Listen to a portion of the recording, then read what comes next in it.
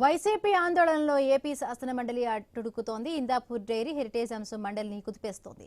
మండలి సమావేశాలు ప్రారంభం నుంచి ప్రతిరోజు వాయిదాల పర్వం కొనసాగుతోంది. రోజుకొక విధంగా వైసీపీ సభ్యులు నిరసన తెలుపుతూ ఉన్నారు.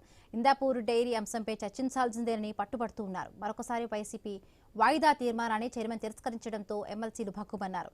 చైర్మన్ పోడియం ఎక్కి నిరసన తెలిపారు, నినాదాలు చేశారు. రాష్ట్రంలో ప్రతి అంశం రాజకీయాలతో ముడిపడి ఉందని మాజీ మంత్రి బొత్స సత్యనారాయణ అన్నారు.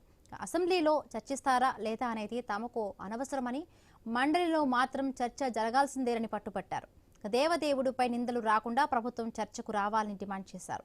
వైసీపీ సభ్యులు సభా మర్యాదలు పాటించడం లేదని ఎమ్మెల్సీ ఆలపాటి రాజేంద్ర ప్రసాద్ ఫైర్ అయ్యారు. ప్రతిరోజు నిరసన చేయడం సరికాదన్నారు.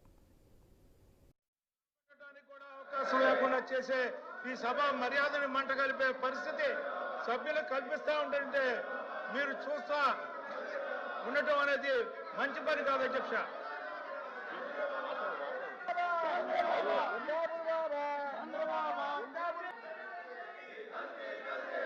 ఆర్డర్లో పెట్టమని కోరుకుంటున్నాం అధ్యక్ష.